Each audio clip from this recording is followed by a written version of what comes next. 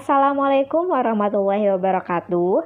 Halo semuanya, kembali lagi dengan Ibu dalam mata pelajaran biologi. Dalam video kali ini, Ibu akan menjelaskan mengenai sistem klasifikasi pada makhluk hidup. Seperti yang telah kita ketahui, makhluk hidup itu terdiri dari manusia, hewan, dan juga tumbuhan yang beraneka ragam. Keragaman makhluk hidup tersebut dikelompokkan melalui sistem klasifikasi. Dalam kehidupan sehari-hari, misalnya pada keadaan di pasar, pastinya kalian juga sudah pernah ya ke pasar. Ibu ambil contoh pada pasar buah-buahan. Kita lihat bahwa buah-buahan tersebut disusun sesuai jenisnya. Nah, hal itu dilakukan untuk memudahkan kita, sama halnya dengan klasifikasi makhluk hidup ya. Jadi, apa sih klasifikasi makhluk hidup itu? Nah, klasifikasi makhluk hidup itu adalah penggolongan atau pengelompokan suatu organisme atau makhluk hidup dalam takson melalui pencarian keseragaman dan keanekaragaman. Manfaatnya untuk memudahkan kita dalam mempelajari makhluk hidup dan agar hubungan kekerabatan dalam makhluk hidup dapat kita ketahui. Adapun tujuan dari klasifikasi makhluk hidup diantaranya yang pertama, mengelompokkan makhluk hidup berdasarkan persamaan dan perbedaan ciri-ciri yang dimilikinya. Yang kedua, mendeskripsikan ciri-ciri suatu jenis makhluk hidup untuk membedakannya dengan makhluk hidup dari jenis yang lain. Yang ketiga, mengetahui hubungan kekerabatan antar makhluk hidup. Dan yang keempat, memberi nama makhluk hidup yang belum diketahui namanya. Macam-macam sistem klasifikasi terbagi menjadi 3 kelompok. Yang pertama, sistem klasifikasi alami. Sistem ini mengelompokkan organisme berdasarkan sifat-sifat morfologi atau bentuk fisiknya. Sistem klasifikasi alami pertama kali dikemukakan oleh Aristoteles pada tahun 350 sebelum Masehi. Saat itu, Aristoteles mengelompokkan makhluk hidup ke dalam 2 kelompok, yaitu tumbuhan dan juga hewan. Contoh pengelompokan menggunakan klasifikasi ini adalah membagi tumbuhan menjadi herba, perdu, dan juga pohon. Selain itu, cecak, katak, kadal, dan kambing dikelompokkan menjadi hewan berkaki 4. Yang kedua adalah sistem klasifikasi buatan.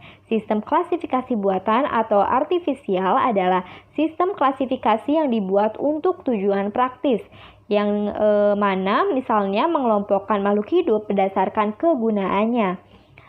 Sistem ini pertama kali dikenalkan oleh Carolus Linnaeus. Contohnya adalah mengelompokkan jahe, kina, kayu putih, dan juga ginseng ke dalam tanaman obat. Tanaman seperti mawar, melati, dan anggrek dikelompokkan ke dalam tanaman hias. Yang ketiga adalah sistem klasifikasi filogenetik.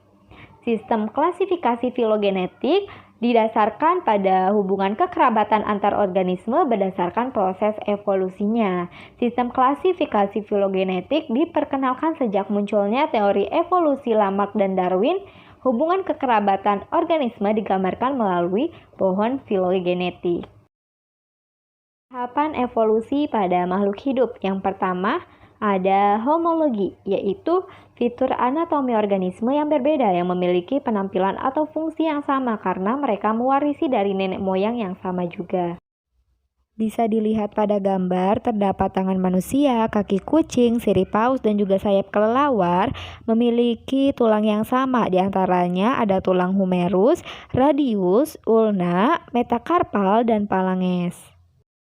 Yang kedua, paralelisme atau evolusi paralel merupakan perkembangan evolusi yang sama pada baris spesies yang berbeda setelah perbedaan dari satu nenek moyang yang tidak memiliki karakteristik tetapi tidak memiliki fitur anatomi awal yang mengarah ke sana. Yang ketiga, konvergen merupakan proses evolusi di mana dua spesies memperoleh fitur serupa secara independen dari satu sama lain. Yang keempat, yaitu analogi.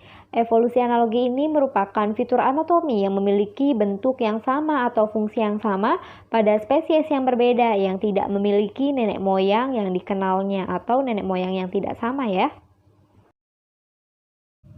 Oke, bisa kita lihat di sini ya, terdapat beberapa klasifikasi makhluk hidup.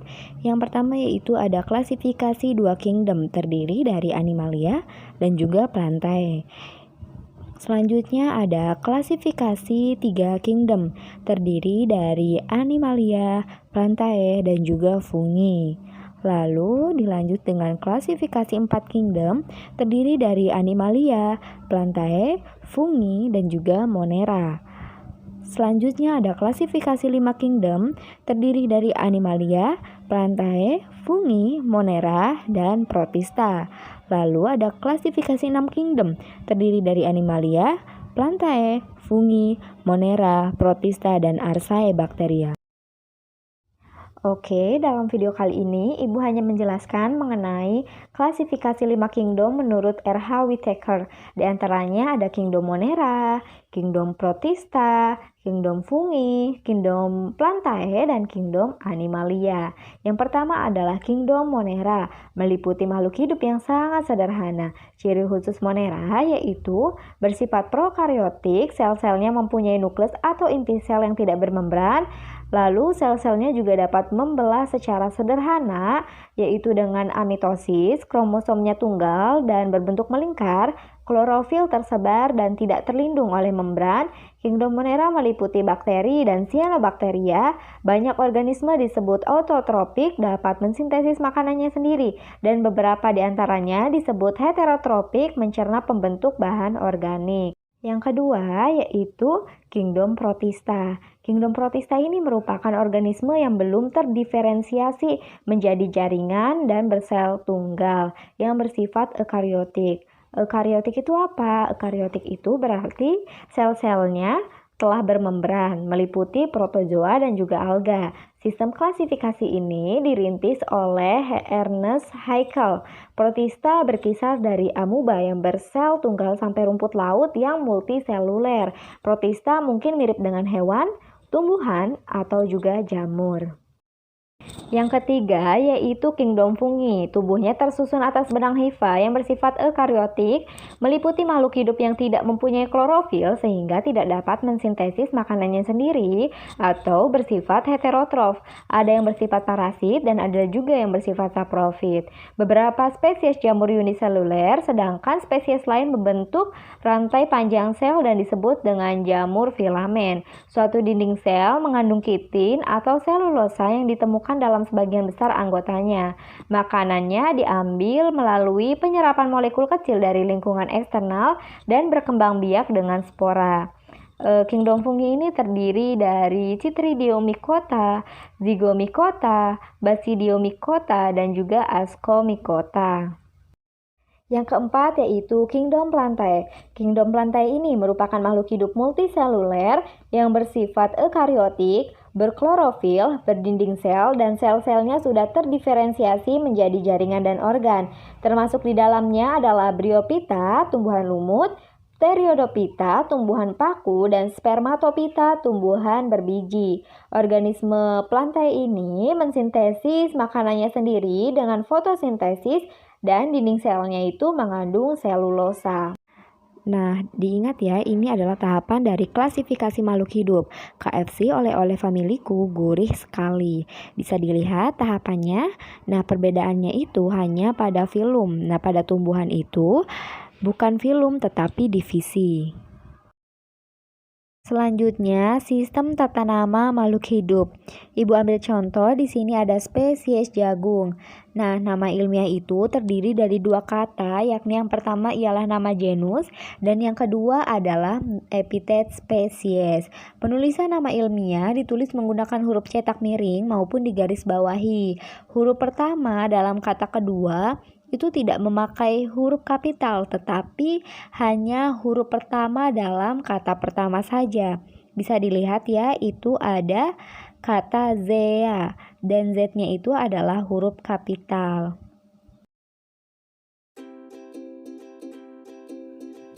Nah, kladogram ini dibuat dengan cara mendeskripsikan setiap karakter organisme untuk membedakan yang satu dengan yang lain. Langkah-langkahnya adalah yang pertama, kita kumpulkan terlebih dahulu beberapa organisme, lalu kita amati dengan teliti. Contohnya di sini ada ikan mas, kadal, lalu kita gambar kelinci, dan yang terakhir adalah kucing.